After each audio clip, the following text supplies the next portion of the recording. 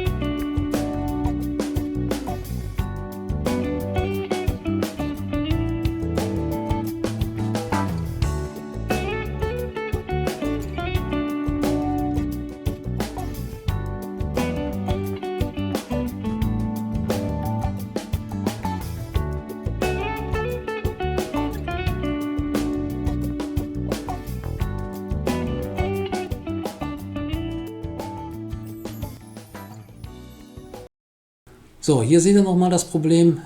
Ich kam nicht bis ganz zu dem Schiff. Da fehlen knapp 10 cm. Eigene Schuld kann man sagen. Ich habe natürlich aufgrund des Bildes gedacht, da ist rechts das Schiff, das wird natürlich schon reichen. Außerdem heißt es ja Containerterminal Hafen. Aber so kann man sich täuschen. Es reicht eben nicht. Aber es ist kein Problem. Ich hoffe, ihr habt noch nicht angefangen. Wenn ihr angefangen habt, könnt ihr es aber auch Grund der Beschreibung gleich ändern, weil ich hatte mein Kran fertig. Und wer mich kennt, ich habe ja auch schon mal ein Bahnhofgebäude zersemmelt und klein gemacht. Ich gehe auch an fertige Produkte. So, da habe ich mein Skalpell genommen und habe erstmal den ganzen fertigen Kran auseinandergebrochen, kann man schon fast sagen, weil so ganz leicht ging es nicht raus. Aber keine Panik, da seht ihr nachher gar nichts mehr von. Aber gut, schauen wir mal weiter. Ich habe mir dann bei Faller den Spritzbeutel bestellt, kostet 28 € plus Versand. Ich habe 3 dieser Querträger über, also wer Lacher Lust hat, da kommt gleich noch ein Angebot. Da bin ich so los und ich tue was Gutes für 3 von euch. Naja, so sieht das jetzt aus, aber ist nicht schlimm, das wird wieder. Schönen Träger, die kann man da reinsetzen und einkleben und dadurch kriegt man schön Halt. Dann habe ich 9 cm auf 9 cm gekürzt, so ein Querträger. Kann man auch auf 10 cm machen, geht genauso, aber 9 reichte bei mir. Ich komme bis in die zweite Containerreihe. Und dann habe ich die Teile reingesetzt. Hier seht ihr das Angebot, 6 €, 4 € Versand, also ein Zehner. Schreibt mir ein E-Mail und dann die ersten 3 kann ich vielleicht damit glücklich machen. So, dann habe ich den Kran zusammengesetzt und wieder angefangen, ihn schick zu machen. Habe die Reste meiner Schiene genommen, auf Stoß gesetzt und so eingeklebt. Das war aber eine bescheidene Idee, weil nächsten Tag war der Kontakt weg. Also das hilft alles nichts. Das ist nichts, solltet ihr nicht machen. Ich habe mir für 3,50 € eine neue Schiene bestellt bei Faller. Und hier seht ihr, wie ich es gemacht habe. Bin rechts an den vorhandenen Kontakt gegangen, habe ein blaues Kabel drunter hergelegt unter der Schiene. Das sieht man kaum. Also wenn ich es nicht links ein bisschen gelassen hätte, würde das gar nicht erkennen. Und habe das dann herkömmlich wieder mit meinem Schienenverbinder dran gesetzt und jetzt habe ich Top-Kontakt. Toll ist das natürlich in allen Tüten reichlichst von diesen Stegen und den Gittern übersitzt. Also ich kann dann den Anschluss wieder sauber herstellen, wie er eigentlich vorher auch war und wie er gedacht ist.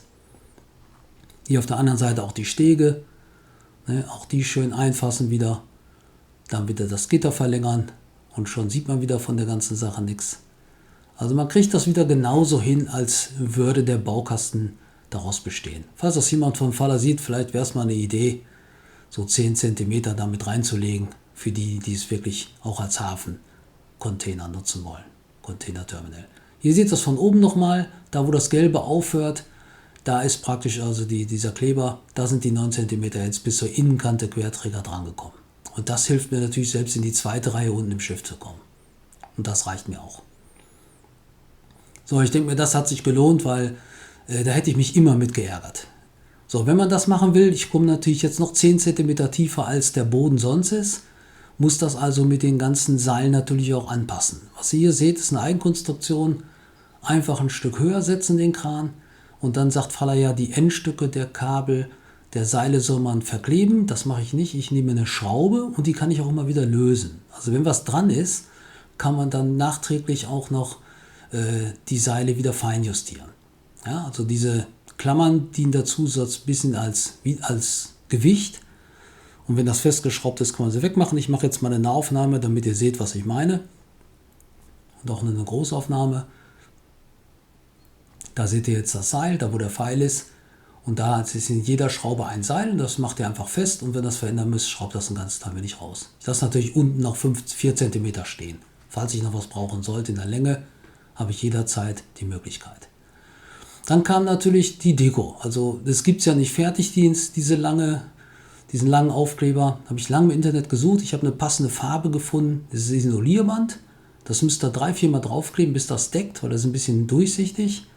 Aber nachher seht ihr nichts mehr von. Das sieht wirklich toll aus, das Isolierband. Verlinke ich euch auch. Kostet 2,50 €, glaube ich. Also das sind alles keine Kosten.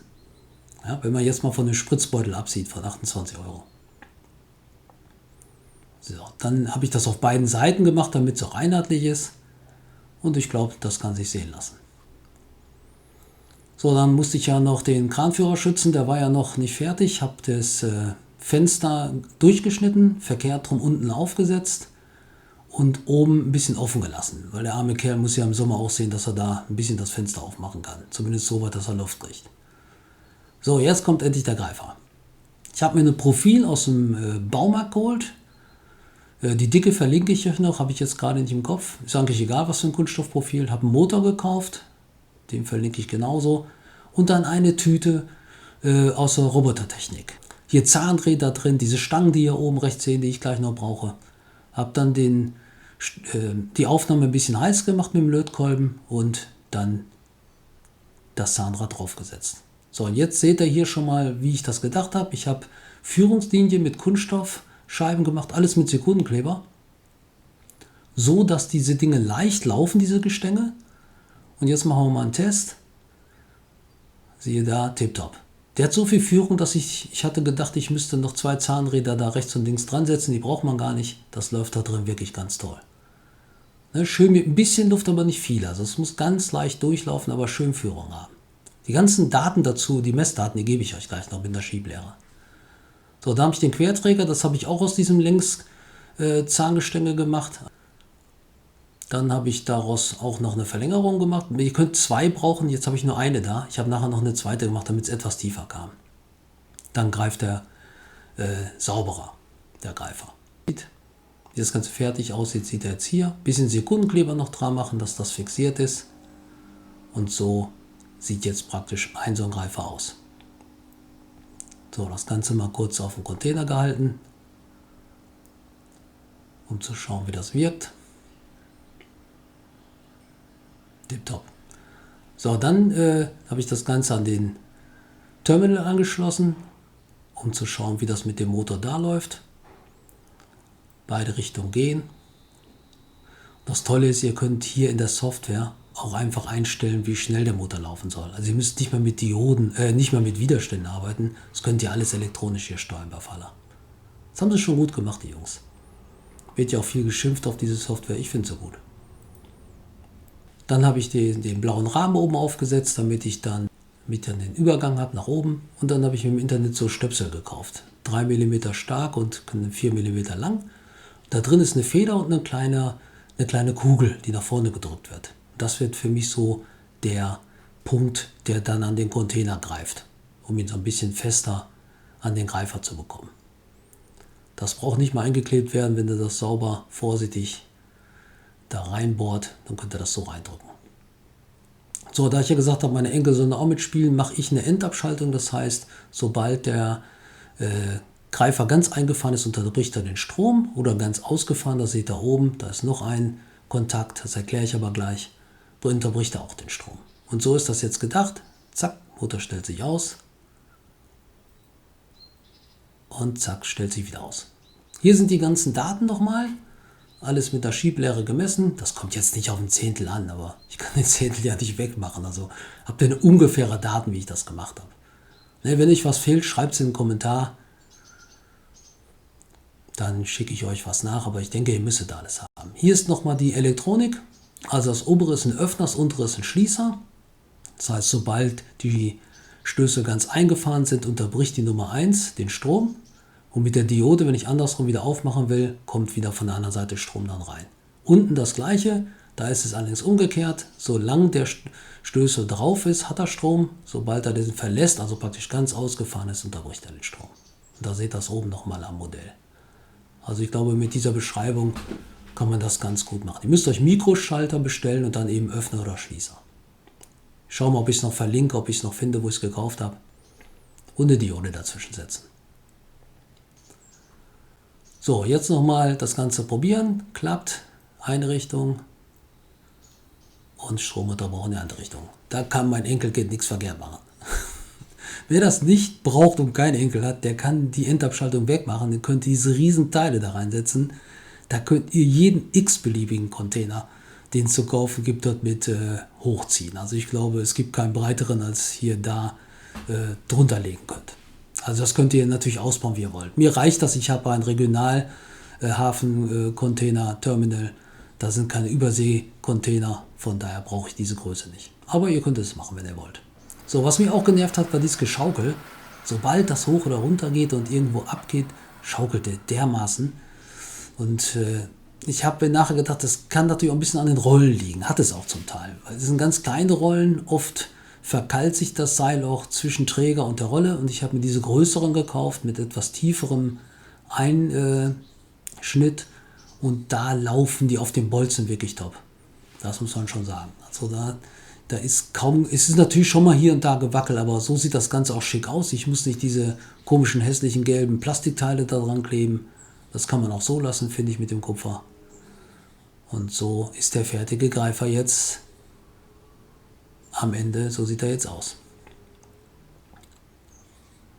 Da seht ihr auch noch die Diode auf der einen Seite. Kann man ruhig sehen lassen, weil in echt gibt es ja auch Kabel und alles Mögliche bei so Greifern.